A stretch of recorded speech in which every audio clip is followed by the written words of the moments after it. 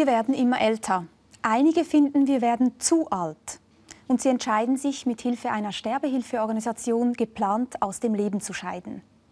Nicht alle, die das tun, sind vorher auch krank, sondern einige davon sind einfach lebenssatt. Doch ist es ein guter Grund, aus Lebenssattheit den Suizid zu begehen? Und dürfen wir einander auch helfen, den Suizid zu begehen, nur weil Menschen lebenssatt sind? Darüber diskutiere ich heute mit Saskia Frey. Sie ist Rechtsanwältin und sie ist die Präsidentin von Exit Deutsche Schweiz. Und ich diskutiere mit Roland Kunz. Er ist Chefarzt am Spital Affoltern für Geriatrie und für Palliativmedizin. Frau Frey, Exit zählt mittlerweile über 78.000 Mitglieder. Wäre unsere Welt eine bessere Welt, wenn wir alle Mitglieder einer Sterbehilfeorganisation würden? Das kann ich nicht beantworten. Für mich selber ist es aber sicher wichtig, dass man sich in den guten Zeiten, die man hat, Gedanken darüber macht, wie es vielleicht einmal ist, wenn die Zeiten für jemanden selber nicht mehr so gut sind. Wenn man sich Gedanken darüber macht, was soll ich in eine Patientenverfügung schreiben? Wenn man sich Gedanken darüber macht, wie sehe ich mein Lebensende, wo ist für mich die Lebensqualität und wo nicht mehr. Herr Kunz, Sie sind nicht Mitglied von Exit. Machen Sie sich keine Gedanken über Ihr Lebensende? Doch, sogar sehr häufig. Ich bin ja täglich eigentlich in meiner Tätigkeit damit konfrontiert. Und ich vertraue auf der einen Seite darauf, wenn ich schwer krank bin, dass die Palliativmedizin bis dann noch weiter ausgebaut ist und ich gut betreut werde. Und auf der anderen Seite versuche ich eigentlich in meinem ganzen Leben auch eine Haltung zu leben, dass ich auch gewisse Dinge geschehen lasse und versuche anzunehmen, so wie sie geschehen. Frau Frey, Sie sagen ja, eigentlich ist ein Beitritt zu einer Sterbehilfeorganisation so etwas wie eine Versicherung. Sie kostet 45 Franken im Jahr bei Exit. Was fehlt denn Herr Kunz oder was würden Sie ihm sagen, warum soll er beitreten? Das kann ich ihm gar nicht sagen. Das wird der Herr Kunz selber wissen. Denn für das, was für ihn vielleicht wichtig ist, eben eine Patientenverfügung zu machen, da muss man nicht Mitglied einer Sterbehilfeorganisation sein. Aber wir wissen von unseren Mitgliedern, die zum Teil schon über 30 Jahre dabei sind, dass das Menschen sind, die sich natürlich noch viel vermehrt mit sich selber, mit der Gesundheit, mit der Einstellung zum Leben, mit der Einstellung zur Medizin, zur Hochleistungsmedizin, zur Frage, muss man alles, was man kann, erleben selber oder gibt es auch die Möglichkeit zu sagen, es ist zwar technisch möglich, mein Leben noch so und so zu verlängern, aber ist das für mich noch Qualität oder nicht? Das sind die Fragen, die unsere Mitglieder beschäftigt und die natürlich dann auch dazu führen, dass man sich vertieft mit dem Thema vertraut gemacht hat. Also Sie sagen eigentlich noch einmal, so richtig tief nachdenken tun vor allem die Mitglieder von Exit. Was sagen Sie dazu? Ich würde eigentlich eher das Gegenteil behaupten. Also ich finde, eine Versicherung gibt einem ja so ein vielleicht auch falsches Gefühl von Sicherheit. Wenn ich etwas nicht versichern kann, dann muss ich mir persönlich Gedanken darüber machen, wie gehe ich damit um, was bedeutet das, wie kann ich mich darauf vorbereiten, sei das nun im Alltagsleben oder überall, wenn es um eine Versicherung geht. Und wenn ich eine Versicherung habe, dann muss ich mich eigentlich nicht mehr darum kümmern, dann habe ich nämlich die Versicherung. Und ich glaube, das ist eigentlich das Problem, oder? Dass wenn alle eine solche Versicherung abschließen, dass sie sich dann eigentlich viel weniger damit auseinandersetzen, was das Leben bedeutet und was das Alter eben auch bedeuten kann. Wir erleben natürlich das Gegenteil. Unsere Mitglieder, die sich mit diesem Thema vertraut gemacht haben, sagen im Wesentlichen als Grund für den Beitritt überhaupt, ich bin froh, dass ich weiß, dass ich im Notfall auf Exit zurückgreifen kann. Ich bin froh, dass es das gibt. Hoffe natürlich, ich brauche das nie, weil wir alle wünschen uns ja, dass wir eines Tages hochbetagt und gesund einfach einschlafen können. Aber das Versicherungsmodell, wie Sie es jetzt erwähnen, das gibt einem die Beruhigung für den Notfall. Und wir haben viele Zuschriften von Mitgliedern, die sagen, dank euch kann ich so auch die Beschwerden des Alters besser ertragen und aushalten, weil ich weiß ja im Hinterkopf, im Notfall ist Exit da. Nicht, dass man davon Gebrauch machen will, aber man könnte, wenn man wollte. Das ist eigentlich ein bisschen die Philosophie. Wenn wir über die Landesgrenzen hinausschauen, dann ist es im Moment so, dass in Deutschland sehr viel jetzt wieder über Suizidbeihilfe diskutiert wird, weil eine Gruppe von Juristen, Ethikern und Medizinern, darunter auch Giandomenico Borasio, der auch schon hier in der Sendung war und mit uns über das Sterben diskutiert hat, die haben einen Gesetzesentwurf eingereicht, der eben auch in Deutschland den Ärzten Suizidbeihilfe in Zukunft erlauben soll. Im Moment ist es noch verboten. Wenn Sie über die Landesgrenze schauen, erfüllt Sie das mit Stolz? Finden Sie das eine gute Sache, wenn das Modell Schweiz Schule macht? Ich glaube, Sie beurteilen die Situation etwas zu euphorisch.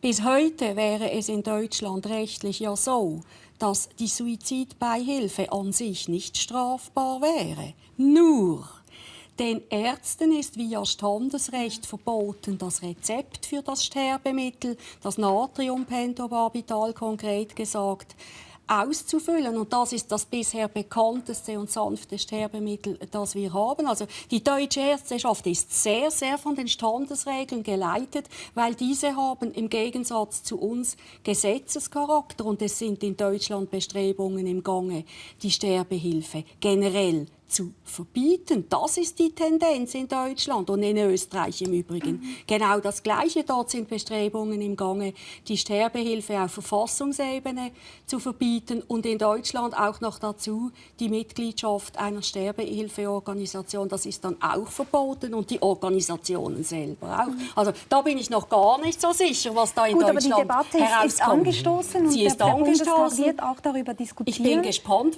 in welche Richtung es geht. Aber das ist noch keineswegs gesagt, dass das in eine liberalere Richtung geht, als was jetzt schon wäre. Aber noch einmal die Frage auch an Sie. Ist die Schweiz ein Vorbild mit der liberalen Regelung, die wir haben? Ich glaube, ich würde die Frage etwas weiter fassen. Ich denke, es geht ja eigentlich nicht nur um diesen begleiteten Suizid, sondern überhaupt, wie setzen wir uns mit der Frage der Sterbehilfe, auch der passiven Sterbehilfe, der Unterlassung von lebensverlängernden Maßnahmen auseinander. Und wenn wir in die Nachbarländer schauen, dann tun sie sich eben auch mit dieser Thematik nach wie vor schwer. Und das hat mit der Geschichte zu tun. Und in dieser Beziehung haben wir eine andere Voraussetzung, mit diesem Thema umzugehen. Dass unsere Geschichte natürlich nicht belastet ist mit der gleichen Situation wie in Deutschland und in Österreich. Sie sprechen die Euthanasie-Debatte an während des Nazi-Deutschlands. Und da waren eben ganz viele Ärzte ja letztlich mitbeteiligt an all dem, was damals geschehen ist. Und das hat dazu geführt, dass dann das Pendel nach dem Krieg ganz extrem in die andere Richtung ausgeschlagen ist, dass man gesagt hat, jedes Leben ist wertvoll und muss erhalten werden, und eine Diskussion über ein Sterben lassen, geschweige denn über ein Begleiten eines Sterbenden beim Suizid, das war dann absolut tabu. Ich kann vielleicht sagen, das ist absolut richtig, was Herr Gunz sagt. Das ist die Vergangenheit. Und hier vielleicht auch noch die politische Hintergrundsituation. Wir in der Schweiz mit unserer direkten Demokratie haben ja nicht nur die Möglichkeit, alle 4 Jahre Mitglieder eines Parlaments zu wählen, sondern wir haben dank Initiative und Referendum direkte Einflussmöglichkeiten auf die materielle Ausgestaltung einer Vorlage. Und das ist in Deutschland ja nicht so. In Deutschland wäre die Bevölkerung, wenn man sie fragt, und das ist sie gefragt worden, auch zu etwa 75% der Sterbehilfe zustimmend gegenüber eingestellt. Das nutzt aber nichts, weil sie keine direkten Einflussmöglichkeiten haben. Wenn wir aber trotzdem noch einmal darüber sprechen, Vorbild Schweiz, dann ist man natürlich schnell auch beim sogenannten Sterbetourismus. Und in Großbritannien sagt man, dass die Wendung «Going to Switzerland» eigentlich gleichgesetzt wird mit der Idee, man geht in die Schweiz, um Suizidbeihilfe in Anspruch zu nehmen. Und im Jahr 2012 sind im Kanton Zürich 172 Menschen so gestorben, also Touristen oder Personen aus dem Ausland, die in die Schweiz gekommen sind, um hier zu sterben. Ist das ein zweifelhafter Ruf, den die Schweiz da hat, ein sterbetouristisches Land zu sein, Herr Kunz? Ich finde das, ja. Also ich merke, dass wenn ich in unsere Nachbarländer gehe, dass ich natürlich immer darauf angesprochen werde, dass viele meiner Kollegen, zum Beispiel in Österreich, über diese Entwicklung schockiert sind und sich fragen, ja, machen wir nichts dagegen, lassen wir das einfach so geschehen. Auf der anderen Seite ist natürlich die ganze Geschichte des Sterbetourismus an sich wirklich ein Problem aus meiner Sicht. Weil das hat nichts mehr mit Beziehung zu tun, sondern das ist dann wirklich nur noch eine Service- und Dienstleistung, die hier erbracht wird. Und ich glaube, das ist sehr problematisch. Wenn ich darf, möchte ich doch ein bisschen noch Verständnis wecken für diese Menschen, die da vom Ausland anreisen. Persönlich finde ich den Begriff Sterbetourismus ganz ein übler. Das weckt so ein falsches Gefühl von Ferienfeeling. Und das kann ja wohl keine Rede sein, wenn ein schwer leidender Mensch unter Inkaufnahme von größten Hinderungen und schwierigsten Umständen hier in die Schweiz anreist, um hier das vollziehen zu können, was ihm in seinem Heimatstaat verwehrt wird. Das ist natürlich ein bisschen die Parallele zum Ausdruck des Abtreibungstourismus, den wir ja von der Schweiz in die Niederlande hatten, als bei uns die Abtreibung noch verboten war. Aber deshalb sind wir natürlich sind polemische Begriffe, von Exit her, wir begleiten keine Ausländer, wir sind darauf fokussiert, hier in der Schweiz wohnhaften Personen Hilfeleistungen anzubieten. Dann aber ist es egal, ob jemand Schweizer ist oder Ausländer. Einfach unsere strengen Abklärungen, die es ja bei der Sterbebegleitung braucht, auch zu Recht, weil Sterbebegleitung erträgt keine Fehler, das versteht sich ja von selbst, könnten wir so nicht gewährleisten, wenn wir dann vielleicht sogar noch vor Ort im Ausland Abklärungen treffen müssen. Das liegt für uns nicht drin. Und wir finden aber schon auch, es ist natürlich auch an den Menschen in den jeweiligen Ländern, dass sie ihr Engagement für diese Sache zeigen und auch versuchen, Einfluss zu nehmen auf die dortigen gesetzlichen Vorgaben und vielleicht auch die Politiker zu diesem Thema befragen, um dann eine Auswahl zu haben, wen wähle ich das nächste Mal und wen nicht. Aber eben, also gegen das Wort Tourismus, muss ich offen sagen, da verwahre ich mich dagegen, weil das ist ein unschönes Wort in diesem Zusammenhang. Und vielleicht sollten wir noch ergänzen, der Ordnung halber, dass die Statistik weist doch bei Exit auch 4 Personen aus, die in dieser Zeit Ausländerinnen und Ausländer waren, die mit Exit gestorben sind. Aber Sie haben mir im Vorfeld auch gesagt, dass das Personen waren, die sehr lange in der Schweiz gelebt haben. Die Mitglieder waren zu Recht, als sie da hier Mitglied wurden. Sie waren Schweizer, sind dann ins Ausland vielleicht gegangen und wieder zurückgekommen. Aber sie sind vom Ausland her zurückgekommen. Das waren ganz wenige. Ich glaube, bis in 2012 etwa waren es in den vergangenen 5-6 Jahren zurück etwa 4 Personen. Da haben Sie recht.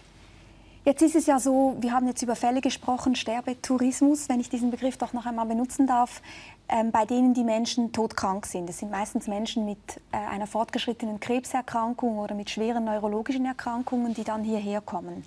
Sehr viel zu reden gab in letzter Zeit aber gar nicht diese Art von Suizidbeihilfe, sondern der sogenannte Bilanzsuizid oder der Alterssuizid. Also Menschen, die eben gesund sind und die irgendwann sagen, mir reicht's, ich bin so alt, ich habe jetzt keine Lust mehr weiterzuleben. Der Bilanzsuizid ist für Ärzte und Ärztinnen eine spezielle Herausforderung. Herr Kunz, was sagen Sie zu diesem Phänomen? Also grundsätzlich finde ich, das, was mich am meisten beschäftigt, ist eigentlich, welches Menschenbild steckt dahinter, dass wir überhaupt über diesen Bilanzsuizid oder diesen Lebenssattheitssuizid diskutieren.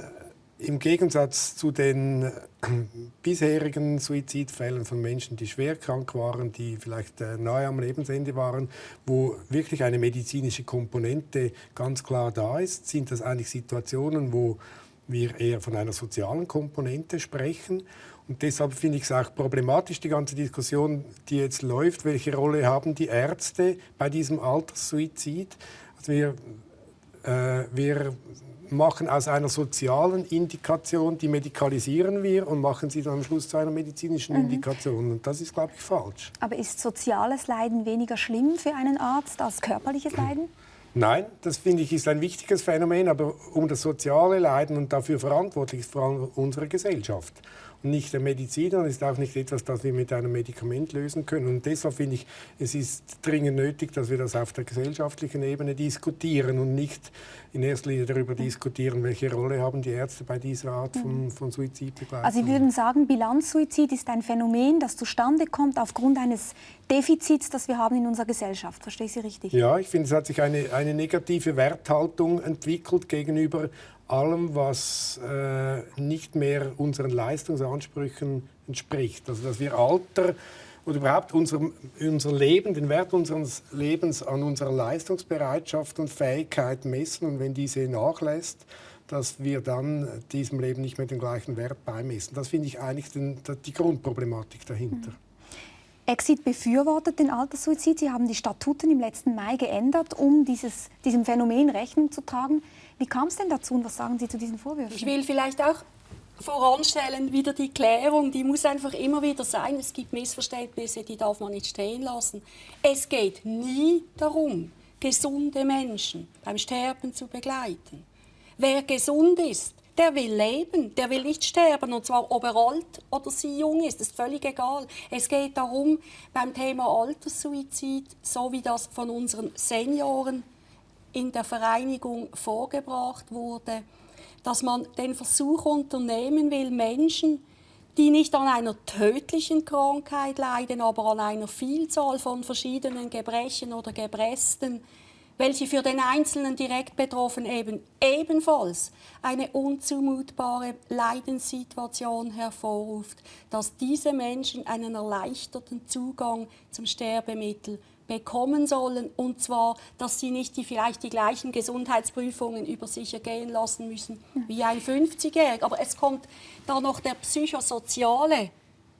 psychosoziale Element dazu, wenn also jemand, der vielleicht eben über 90 ist, hochbetagt, kann knapp noch seinen Haushalt bewältigen, hat verschiedene Gebresten, Sehstörungen, Gleichgewichtsstörungen, und jetzt kommt noch ein Oberschenkelhalsbruch hinzu, er ist im Spital und man eröffnet ihm klar, er wird nie mehr nach Hause gehen, sondern jetzt stünde eigentlich der Eintritt ins Pflegeheim bevor, und das ist etwas, was dieser Mensch nie wollte.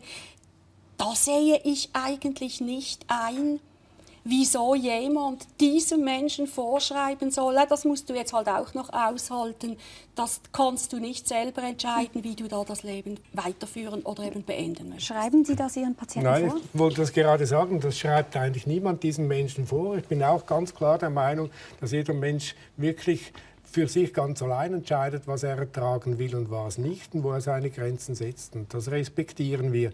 Aber was mich eben wirklich so nachdenklich macht, ich bin jetzt seit rund 30 Jahren in der Geriatrie tätig. Vor 30 Jahren sind die Menschen in die Langzeitpflege, also ins Pflegeheim eingetreten, und wenn man die noch besser mobilisieren wollte, Physiotherapie machen und so weiter, haben viele dieser alten Leute gesagt, wissen Sie, das ganze Leben habe ich gearbeitet und jetzt möchte ich mal ein bisschen genießen können, jetzt möchte ich mich bedienen lassen können. Und die Leute sind sogar gern in die Institution gekommen, weil sie das Gefühl hatten, ich hatte kaum mal Ferien und jetzt kann ich mal das Feeling von Ferien genießen und alles, was ich nicht mehr kann, das wird mir abgenommen, das wird gemacht. Und innerhalb von 30 Jahren ist das ein völlig negatives Bild geworden, dass jeder sagt, es ist die Horrorvision, irgendwann ins Pflegeheim gehen zu müssen, irgendwann sich helfen lassen müssen von anderen Menschen. Und da frage ich mich, was ist das für eine Entwicklung? Und sind wir hier schon am Endpunkt oder entwickelt sich das eben immer mehr in diese Richtung? Interessant ist ja auch, dass die Zeitschrift Reformiert gerade kürzlich eine Umfrage gemacht hat. Die wurde vor rund 2 Wochen publiziert. Eine repräsentative Umfrage, in der 68% der Schweizerinnen und Schweizer sich für einen erleichterten Zugang zum Suizid, also zur Suizidbeihilfe, ausgesprochen haben für eben betagte Menschen. Also es scheint tatsächlich diese Bewegung zu geben. Aber ich finde, Sie haben vorhin ein bisschen verharmlost, Frau Frey. Sie haben gesagt, es geht nicht darum, gesunde Menschen Nein, um das geht's zu helfen. nicht. Ja, aber was heißt denn krank im Alter? Also gewisse Gebresten zu haben, vielleicht müde zu sein, vielleicht steifere Gelenke zu kriegen. Ist das denn schon krank? Ich würde es so definieren. Sie sind jetzt noch in einem Alter, wo man sagt, mir geht's gut, ich bin fit, ich kann meinen Alltag gut bewältigen. Je älter wir werden, je mehr akzeptieren wir ja unsere Einschränkungen auch. Ein 60-jähriger Mensch ist nicht mehr so topfit wie ein 30-jähriger und das ist auch okay so, das ist ja auch ganz normal. Und ein 80-jähriger oder ein 90-jähriger hat wieder andere Einschränkungen hinzunehmen, die für ihn noch akzeptabel sein können. Aber jetzt gibt es doch wirklich Einschränkungen, wo jeder Mensch für sich selber sagen muss, das stimmt's für mich nicht. Wenn der 90-jährige Hochbetagte sein Leben lang gerne gelesen hat, das gibt's nämlich, und plötzlich ist das Augenlicht gefährdet, weil es einfach Krankheiten gibt, die das Augenlicht beschlagen können.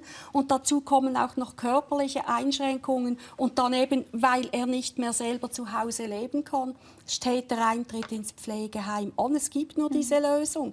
Dann sehe ich persönlich nicht ein, wieso dieser Mensch nicht sagen kann, für mich stimmt es nicht mehr, meine Lebensqualität, meine, nicht Ihre und auch nicht die vom Herrn Kuenz und auch nicht meine.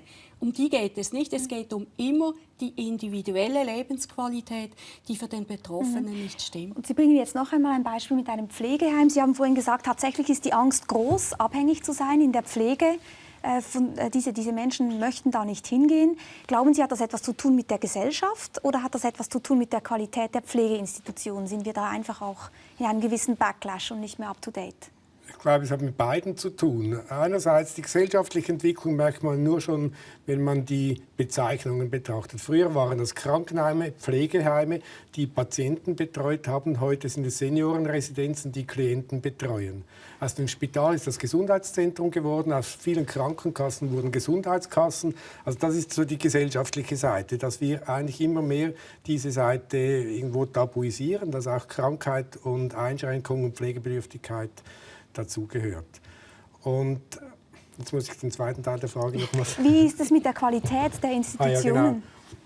Das, glaube ich, ist das andere Problem, dass natürlich heute auf politischer Ebene viel mehr über Kosten diskutiert wird, als über die Qualität in der Betreuung alter Menschen.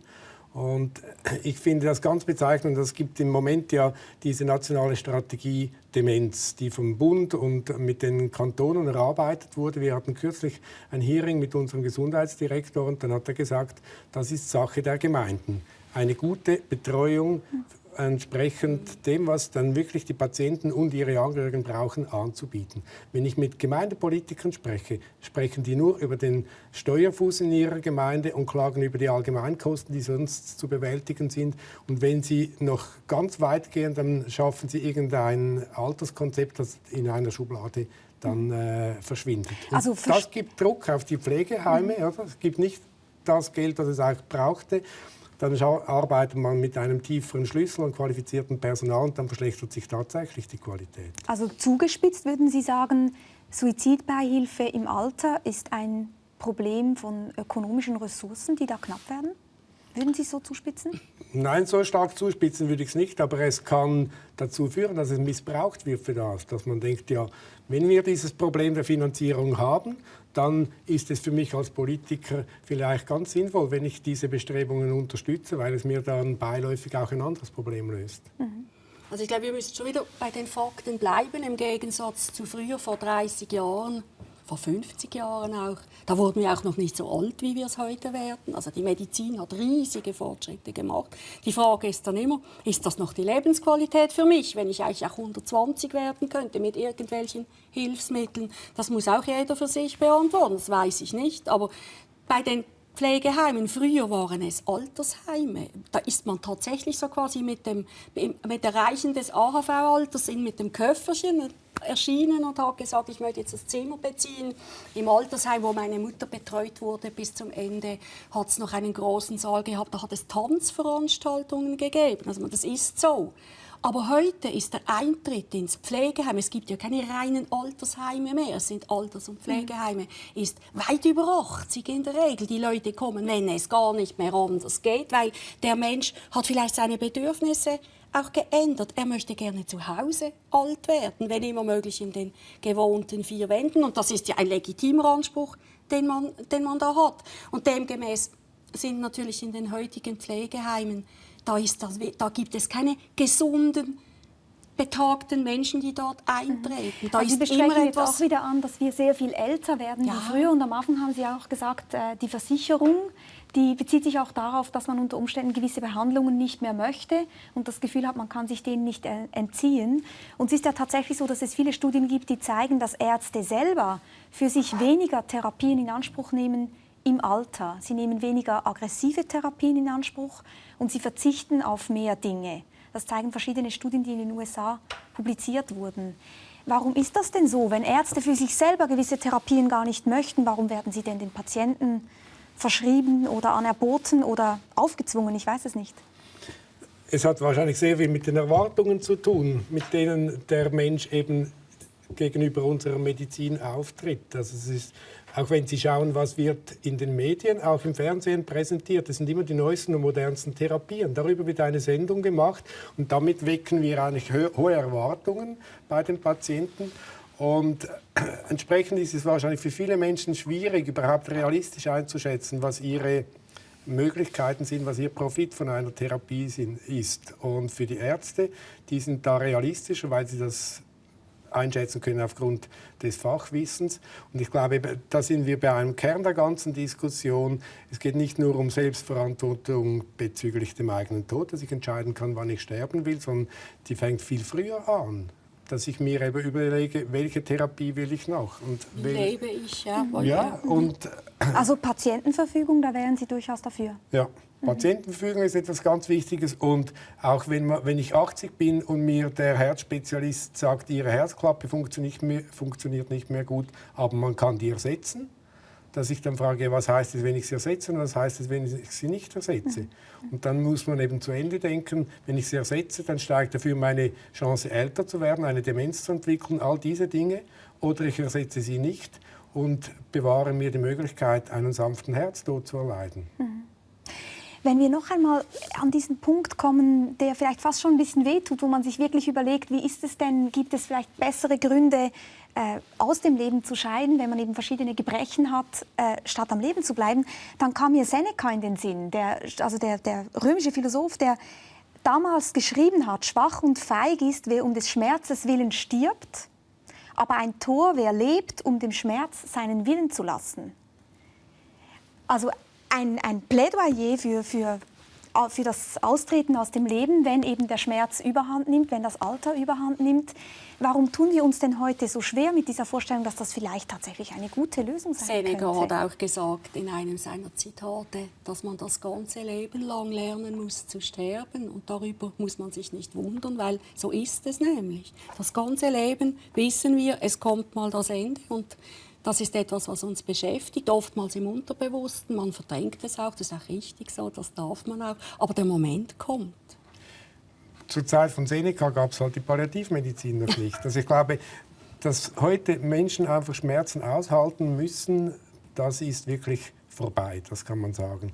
Wir können nicht sämtliche Schmerzen völlig wegmachen. Ich glaube, Schmerz hat auch seine Bedeutung, aber wir können Schmerzen wirksam lindern. Und ich glaube, das ist das, was wir eben auch wieder mehr den Leuten vermitteln müssen, dass sie dieses Know-how auch dann bekommen, dass sie davon profitieren können. Können denn alle Menschen, die in ihrem Spital sterben, sanft sterben, ruhig sterben?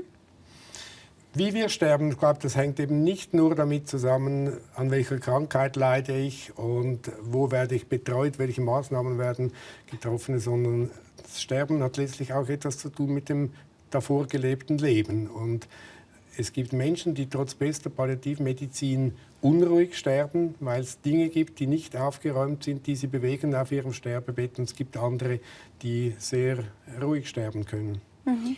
Es gibt natürlich auch Mediziner, die sagen, es ist nicht jede Form des Schmerzes palliativ linderbar. Es gibt offenbar so starke Schmerzen, da bleibt dann nur noch übrig, jemanden ins künstliche Koma zu versetzen. Etwas anderes ist dann fast nicht mehr zu machen. Und da stellt sich dann die Frage für den Einzelnen, ist das mein Weg oder ist er das nicht? Und es gibt auch bei uns sehr viele Menschen, die sich sagen, es ist nicht mein Ding am Ende, mich in starker Pflegeabhängigkeit und unter dem Einfluss von starken Medikamenten einfach zu warten, bis der Moment kommt. Ich möchte, weil ich das ganze Leben halt auch selbstbestimmt gehandelt habe, ich konnte den Beruf wählen, ich war im Beruf gut, man konnte den Partner frei wählen, man konnte vieles selber bestimmen, dann will ich doch nicht am Schluss einfach die Dinge so nehmen, wie sie vielleicht kommen müssen. Und ich denke, ich finde beide Wege gut.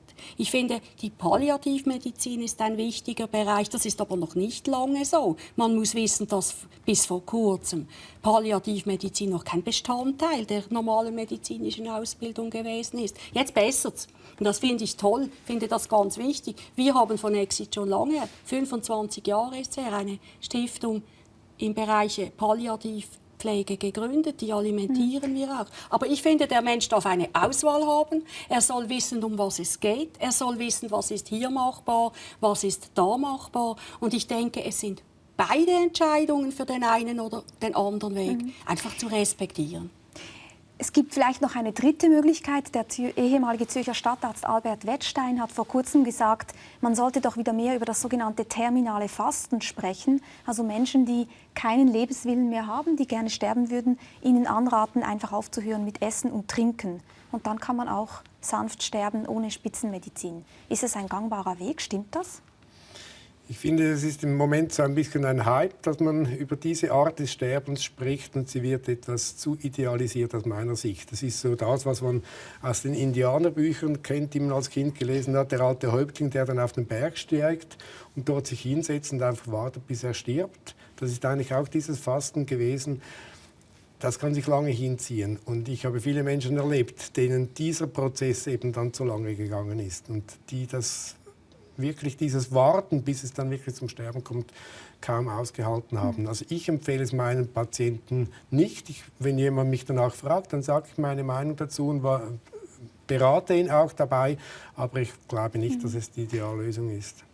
Sie sind Arzt, das heißt, Sie haben das Recht, jederzeit ein Rezept auszustellen für dieses Natriumpentobarbital, mit dem bei Exit zum Beispiel gestorben wird. Gibt es Situationen, wo man Sie um dieses Mittel bitten und verschreiben Sie es dann auch?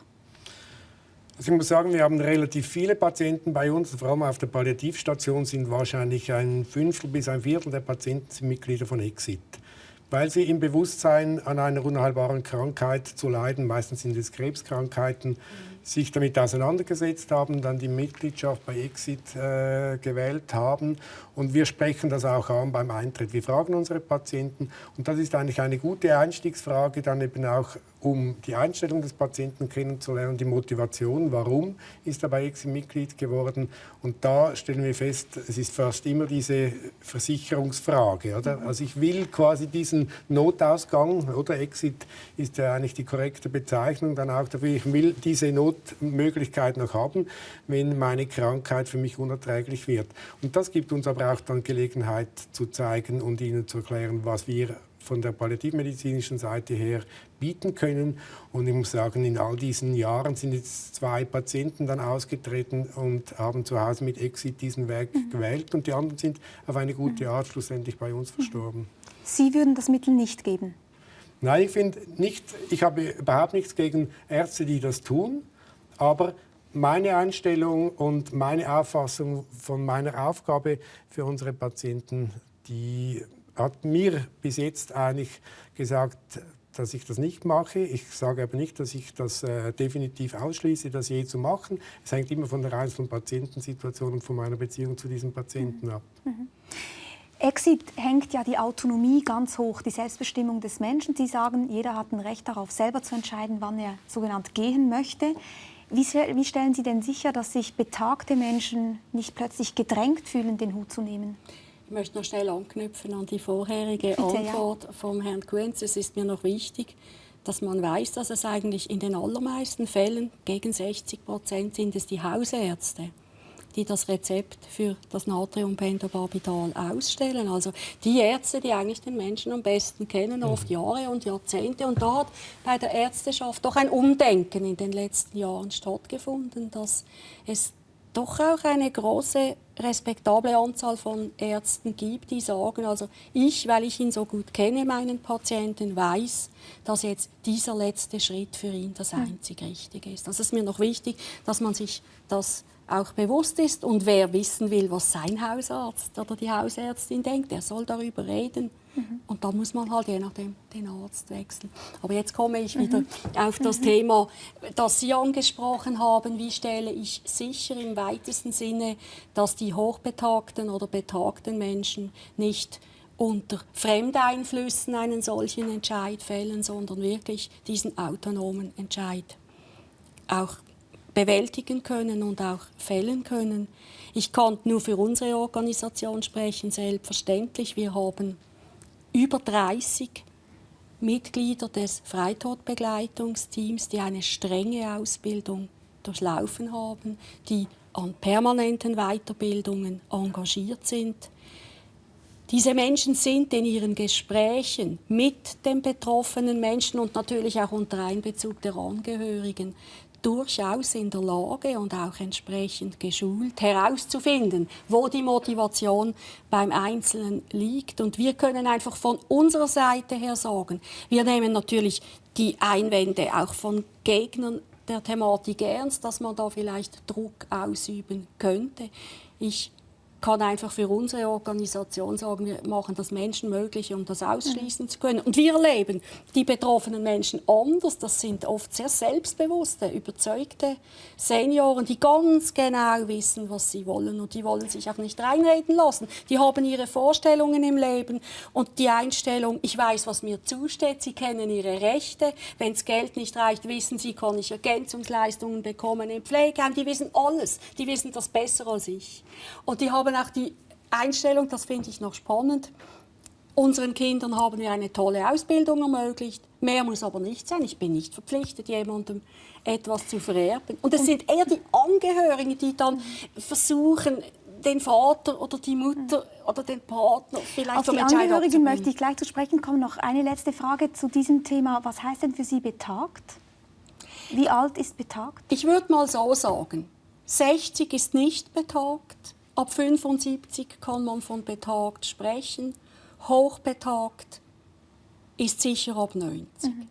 Und wenn man jetzt mit 60 lebenssatt ist, dann fällt man nicht in diese Kategorie, wo man als lebenssatte Person mit 60 Suizidbeihilfe erhalten würde bei Ihnen? Das würde so nicht funktionieren, wenn nicht auch klare somatische, also körperliche Beschwerden ausgewiesen sind oder auch klar definiert sind. Wobei ich muss auch hier wieder sagen, die Sterbehilfe ist auch möglich, gemäß unseren Gesetzen oder der Rechtsprechung, wenn jemand an einer unzumutbaren Behinderung leidet. Jetzt diese unzumutbare Behinderung kann ich für Sie nicht definieren, Sie für mich und den Herrn Kunz auch nicht, sondern jeder für sich selber. Also ein junger Tetraplegiker, TÜV-Unfall, 10 Jahre, alle Behandlungen in der Reha-Klinik über sich ergehen lassen, mit den Eltern an seiner Seite.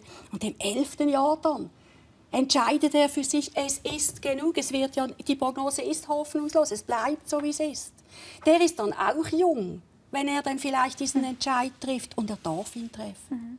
Er leidet ja auch nicht an einer tödlichen Krankheit, aber seine Behinderung, die er jahrelang ausgehalten hat, ist dann vielleicht einmal an einem Punkt für ihn unzumutbar. Und so sind die Regeln. Muss ich an dieser Stelle, obwohl ich über die Verwandten nachher sprechen möchte, Sie auch noch fragen, Herr Kunz, wenn Sie das hören, ein Tetraplegiker, nehmen wir mal an, er wäre bei Ihnen im Krankenhaus. Finden Sie das traurig, wenn so ein Mensch, sagen wir, ist 33 Jahre alt, sich entscheidet, ich möchte nicht mehr, ich sterbe jetzt? Also ich bringe mich um? Also ich finde es nachvollziehbar. Ich glaube, es ist etwas anderes, ob Sie mit einer Tetraplegie leben oder mit leichten oder mäßigen Altersbeschwerden. Also ich kann mich in die Lage eines Tetraplegikers versetzen, der sagt, so will ich nicht jetzt noch 20, 30, 40 Jahre leben. Kommen wir zu den Verwandten. Über die wird ja tatsächlich nicht so viel gesprochen. Wir sprechen in unserer Gesellschaft viel mehr darüber, ob eigentlich der Sterbewunsch legitim ist, ob man sich umbringen darf unter diesen und diesen Umständen. Aber was ist eigentlich mit den Verwandten? Und dazu sehen wir jetzt einen Ausschnitt aus der Rundschau vom Mai 2014, in dem 2 Töchter mit ihren betagten Müttern sprechen, die sich eben via Exit das Leben nehmen wollen. Rösli Wendel ist ebenfalls fest von ihrem Sterbewunsch überzeugt. Doch ihre Tochter Ursula schmerzt der Gedanke, dass sie ihre Mutter demnächst verlieren wird. Was ich nicht könnte, das weiss ich, das will mich zu fest belasten, die ich begleiten. Ja, nein, das müsstest du auch nicht. Ich will nur noch brüllen. Und das könntest du nicht brauchen. Weil mir kommen die Tränen sofort. Ich kann gar nichts machen dagegen. Das hat dann erst mal gut getan. Schon jetzt verteilt Rösli Wendel ihr Erbe. Um der eigenen Tochter den Abschied zu erleichtern, wird Rösli Wendel ihren Todestag vor ihr geheim halten. Tochter Ursula soll erst vom Suizid erfahren, wenn alles vorbei ist.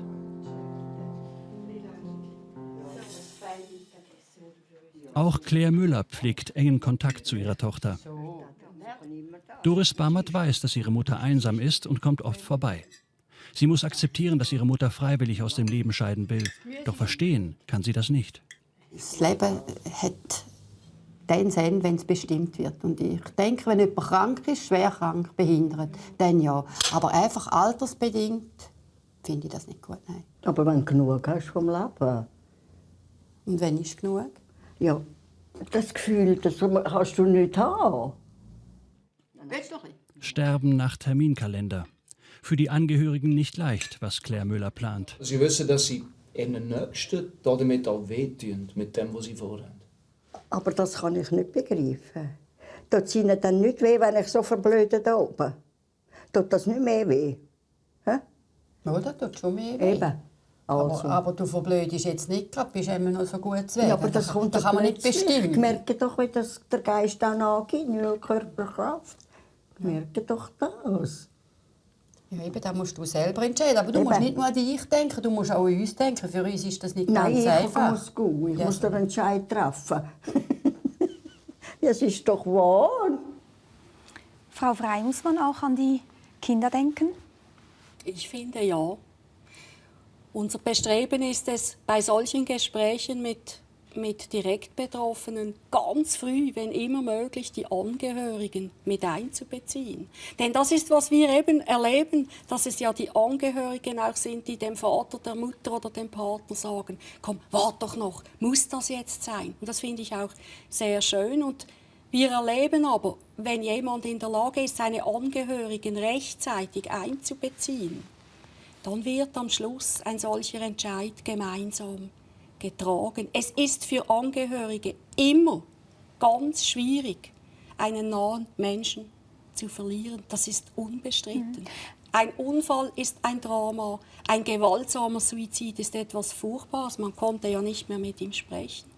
Ein begleiteter Suizid ist zumindest noch die Möglichkeit, den Entscheid gemeinsam zu entwickeln. Die Angehörigen spielen meines Erachtens auch für den Betroffenen eine wichtige Rolle. Und hier geht es ums Loslassen können, was vielleicht auch der Herr Kunz gemeint hat, wie jemand stirbt, wer geklärt hat, wie seine Situation ist, wer im Frieden mit sich und seinen Nächsten gehen kann, der stirbt sicher einfacher als jemand, der alles heimlich und still und leise vorbereitet. Aber das klingt jetzt alles sehr schön, man sucht das Gespräch. Es kann ja sein, dass es Verwandte gibt, die sagen, ich will damit schlicht nichts zu tun haben. Das ist auch zu respektieren. Selbstverständlich kann man keiner Tochter, keinem Sohn oder Bruder sagen, du musst jetzt bitte auch an den Tisch sitzen und mit uns das Thema besprechen, welches unser Mitglied jetzt dich dabei haben will. Das kann man selbstverständlich nicht verlangen. Das ist zu respektieren ebenso. Erleben Sie solche Konflikte im Alltag? Ja, immer wieder. Und ich glaube, mein Grundgedanke ist, der Mensch ist ja ein Beziehungswesen. Und Beziehung ist ein Nehmen und ein Geben. Und ich glaube, dieses Gleichgewicht wird irgendwie gestört mit der ganzen Geschichte. Sie haben vorher das Beispiel gebracht eines alten Menschen, der gern gelesen hat und jetzt kann er nicht mehr lesen. Früher war es wahrscheinlich so, dass der Enkel dann seinem Großvater vorgelesen hat. Und da ist sehr viel Beziehung geschehen. Und das war etwas Wichtiges für den Enkel und es war etwas Positives für den Großvater. Und jetzt sagt der Großvater, ich kann nicht mehr lesen, also will ich nicht mehr leben. Damit wird aber auch den Angehörigen, sei das nun der Enkel oder sonst irgendjemand, wird auch eine Möglichkeit des Gebens genommen. Ich glaube, hier verlieren wir ganz viel und das merke ich deshalb, dass ich habe jetzt kürzlich vor 4 Wochen vielleicht war das, ist eine Maturantin zu mir gekommen, die schreibt eine Maturaarbeit über diese Thematik. Was macht es mit den Angehörigen, wenn jemand mit Exit aus dem Leben geht? Und sie hat es deshalb gemacht, weil ihre Großmutter das gemacht hat. Und ihre Großmutter hat mit ihr nicht darüber diskutiert, sondern auch gesagt, schau, das ist mein Entscheid, ob das dir nun passt oder nicht. Und diese 19-jährige Enkelin hat sich extrem schwer getan und sie hat gesagt, ich konnte in den letzten 2 Monaten meine Großmutter nicht mehr besuchen, weil mich das so belastet hat. Und sie trägt jetzt noch, ein Jahr später, trägt sie noch relativ schwer daran. Und ich glaube, das ist schon nicht zu unterschätzen, was es eben für die Angehörigen bedeutet und welche Chance auch es innerhalb von Familien auch zunichte machen kann, wenn das dann so läuft, gegen den Willen eigentlich der Angehörigen, jemand einfach sagt, ich will jetzt das. Wir dürfen aber jetzt auch die Situation nicht verklären. Also wir müssen wieder Realisten sein und das wissen Sie alle. Die Beziehungsnetze sind bei weitem nicht mehr in der gleichen Dichte vorhanden, wie sie das vor Jahrzehnten einmal waren. Die Scheidungsrate ist enorm hoch, schon nur einmal um das zu thematisieren.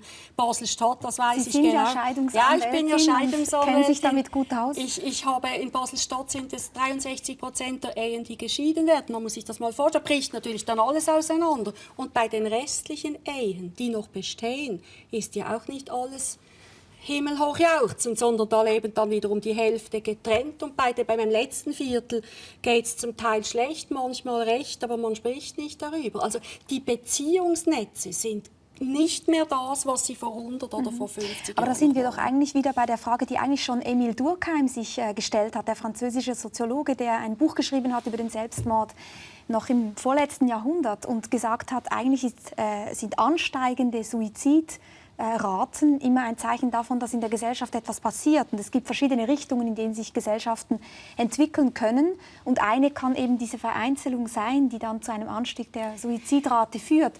Darf ich da nur schnell, das ist auch wieder wichtig, die Faktenlage. In der Schweiz ist es so, sterben im Jahr etwa 64.000 Menschen an irgendwas, Altersschwäche, Unfall, Krankheit. In der Schweiz gibt es seit etwa 15 Jahren eine konstante Suizidrate. Es sind etwa 1400 pro Jahr. Und davon gibt es einen großen Teil jetzt von begleiteten Suiziden. Die Suizidrate ist aber eigentlich rückläufig, weil die Bevölkerung in der Schweiz in den letzten Jahren massiv angewachsen ist, um sicher 2 Millionen. Also man darf nicht sagen, die Suizidrate steigt an. Im Gegenteil, sie sinkt. Und die gewaltsamen Suizide, und da sind wir ja alle sehr froh, die sinken wirklich. Also eben das vor den Zug werfen oder solche Sachen. Ich möchte das einfach klar festhalten, so ist es. Ja, das ist eine wichtige Zahl.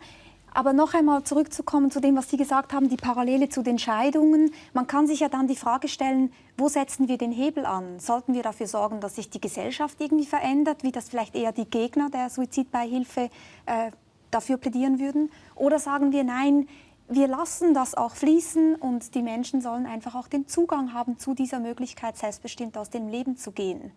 Also welche Richtung schwebt Ihnen davor? Ich glaube, die Richtung ist die Lebensrealität. Ich freue mich natürlich, wenn es gelingt, ich sage jetzt auch in den Beziehungen wieder mehr Netze zu knüpfen. Das würde mich sehr freuen, weil wir werden immer mehr zu Einzelgängern und Individualisten. Das ist einfach eine Tatsache. Aber wenn wir noch mal auf diese Umfrage, die der frühere Kirchenbote jetzt reformiert gemacht hat, wenn Sie diese weiterverfolgen, sind es ja gegen 80% Zustimmungsrate gewesen für die Aussage, dass man sagt, man ist eigenverantwortlich im Leben. Eigenverantwortlich, also muss man selber schauen, wo man bleibt. Und man ist auch eigenverantwortlich im Sterben, was heißt, jedermann soll das Recht haben, selber zu bestimmen, wie und wann er gehen möchte. Das ist heute gesellschaftliche Realität. Ob man das wünschenswert findet oder nicht, das ist wieder ein anderes Thema. Das ist nicht ein anderes Thema, aber die Realität ist heute so. Aber das hat schon damit zu tun, welche Wertvorstellungen wir in den Vordergrund stellen in unserer Gesellschaft. Und das ganze Beziehungsthema, Sie haben einfach so die Fakten gesagt mit Entscheidungen und so weiter. Aber mich interessiert, warum ist das dann so? Und es gäbe eine abendfüllende Sendung nochmals zu diesem Thema. Ja. Martin Buber, der jüdische Religionsphilosoph, hat ja mal gesagt, der Mensch wird am Du zum Ich. Also die Beziehung ist etwas ganz Zentrales, auch für mich als Persönlichkeit, mich zu bilden. Und das geht immer mehr verloren. Gerade diese Woche war in 20 Minuten eine Schlagzeile, oder? Dass eben die Jungen immer mehr nur noch auf sich selber fokussiert sind. Also diese Entwicklung, dass wir uns nicht mehr am Du orientieren, sondern nur noch an uns selbst. Das ist etwas, das im Moment sehr stark in diese Richtung geht. Und wenn wir das einfach so zur Kenntnis nehmen und sagen, das ist unsere Gesellschaft, die entwickelt sich so, jetzt reagieren wir darauf, indem wir eben die Suizidhilfe immer mehr liberalisieren, ist das die eine Seite, oder wir können uns Gedanken machen, warum ist das so, dass sich unsere Gesellschaft so entwickelt, und gibt es vielleicht gewisse Dinge, die wir eben anders diskutieren müssten. Wenn wir über das Thema Suizidbeihilfe diskutieren, dann heißt es das Recht auf Sterben, auf selbstbestimmtes Sterben, das akzeptieren heute alle. Sie haben diese Zahlen zitiert von Reformiert. Aber praktisch niemand spricht darüber, dass es auch ein Recht gibt, dass ein alter Mensch, der abhängig ist, der Hilfe braucht, dass der ein Recht hat auf eine entsprechende Betreuung, auf eine Integration in unsere Gesellschaft und auf eine qualitativ gute Pflege. Man fokussiert nur noch auf die eine Seite der ganzen Geschichte und vernachlässigt die anderen. Das ist der Vorwurf an die Gesellschaft und auch an die Politik. Und das ist der Vorwurf an die Gesellschaft und an die Politik oder auch an die Adresse von Organisationen wie Exit? Nein, primär an die Gesellschaft und an die Politik. Exit hat darauf einfach reagiert mit ihrem Angebot, aber sie haben diese Entwicklung eigentlich Und was heißt das? Das sagt man immer so schnell, ein Vorwurf an die Gesellschaft und Politik. Was würden Sie sich denn wünschen oder was müsste man tun? Dass man dem Thema Alter wieder einen positiveren Wert gibt. Dass man nicht nur sagt, immer die ganze Geschichte von der demografischen Entwicklung, die Alterspyramide, immer mehr alte Leute, die sind schuld, dass die Krankenkassenprämien steigen, die sind für alles Mögliche schuld. Das ist im Moment ein bisschen die Argumentation und ich glaube, da müsste man etwas verändern. Ich denke, es ist bis zu einem gewissen Grade verständlich, was Herr Gouin sagt. Auf der anderen Seite sind wir auch ehrlich. Es ist noch nie so viel für, ich sage jetzt einmal den Begriff Senioren, getan worden wie in dieser Zeitspanne. Und ich finde es absolut eine Selbstverständlichkeit, dass sich ein Land wie die Schweiz in Bezug auf die Betreuung der Schwächsten der Gesellschaft, wer auch immer das sind, ob das behinderte Menschen sind, ob das pflegebedürftige Menschen sind im Alter, das ist eine Selbstverständlichkeit, das müssen und wollen wir uns leisten. Es ist nicht das die Frage. Es ist einfach so, dass der betroffene Mensch das für sich selber hinterfragt. Will ich das? Wenn ich schon entscheiden kann, will ich, dass das mit mir so passieren soll oder nicht? Der Mensch hat sich auch entwickelt, ob jetzt zum Guten oder zum Schlechten, das sei jetzt einmal dahingestellt. Aber der Mensch selber hat eine Entwicklung durchgemacht in dem, was er für sich selber früher einfach mit sich hat geschehen lassen und heute, ich sage jetzt mal, emanzipiert in einem allgemein verstandenen Sinn, hinterfrage ich die Entscheidungen. Und je mehr Leute in dieses AHV-Alter, in dieses ältere Alter kommen, die an sich ein Leben gelebt haben, wie es die Babyboomer-Generation hatte, zu der ich auch gehöre, wo man wirklich sein Leben selber hat bestimmen können. Auch die Frage, ob man Kinder wollte oder nicht, kann man heute selber bestimmen. War früher bei der Generation meiner Eltern nicht der Fall.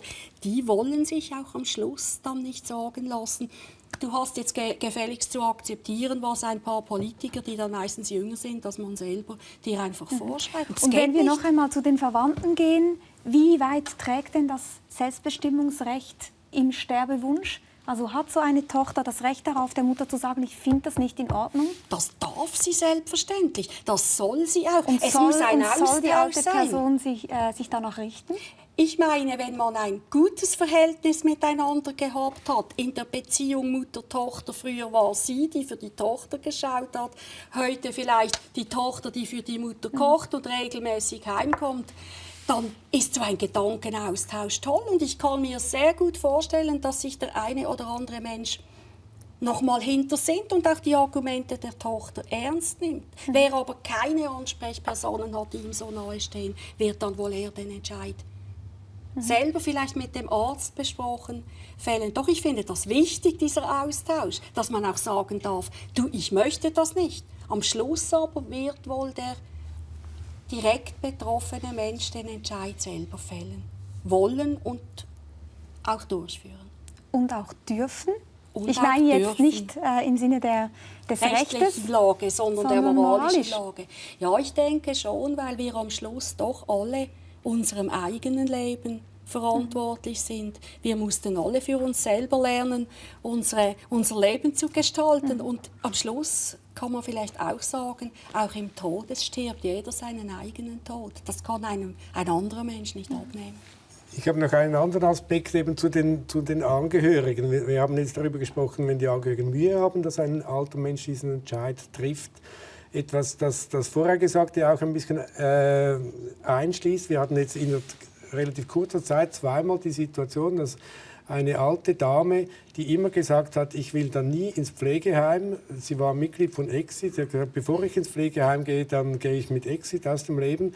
Dann wurde sie überrascht von einem Sturz, Schenkelanzfraktur, Spital, wurde operiert, kam ins Pflegeheim und hat sich siehe da, ganz überraschend, sehr wohl gefühlt. Sie hatte ein ganz negatives Bild vom Pflegeheim, wollte deshalb nie dorthin. Und das ist das, was ich eben sage, was unsere Gesellschaft im Moment so pflegt, dieses negative Image. Sie hat sich wohl gefühlt. Und dann kamen die Angehörigen und haben immer gesagt, ja, aber jetzt mach es doch. Du hast ja immer gesagt, du willst nicht mehr ins Pflegeheim. Sollen wir jetzt den Kontakt mit Exit wieder aufnehmen? Und die wollte das nicht.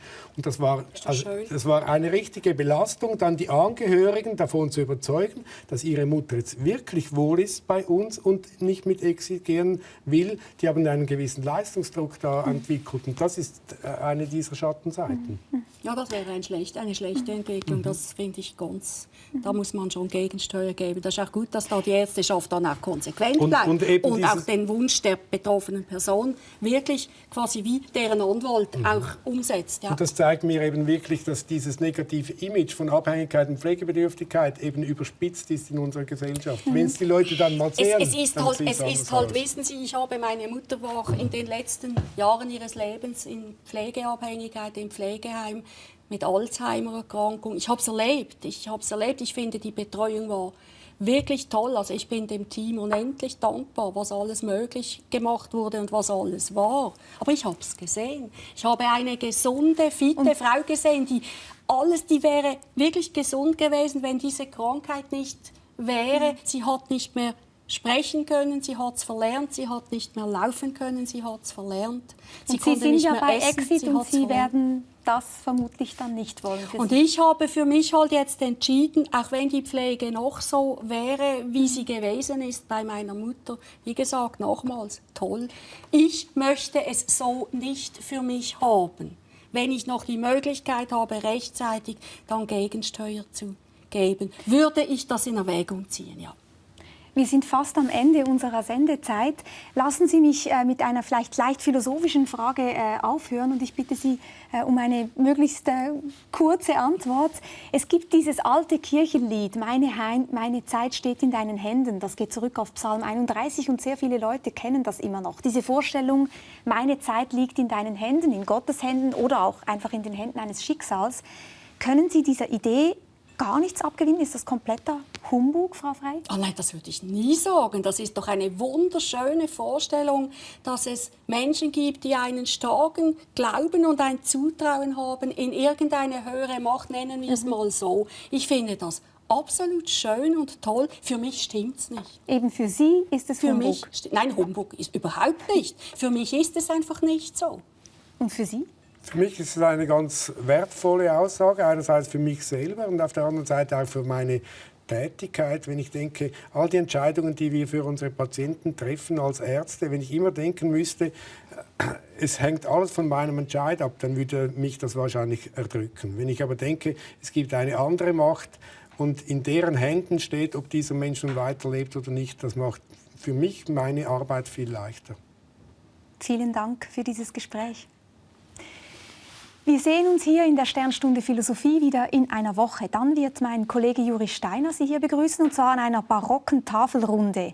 Im Rahmen des SRF-Kulturschwerpunktes Barock Mon Amour spricht er mit Philipp Tingler und Thomas Macho über die Kunst und die Dekadenz der Selbstinszenierung. Schalten Sie zu, denken Sie mit.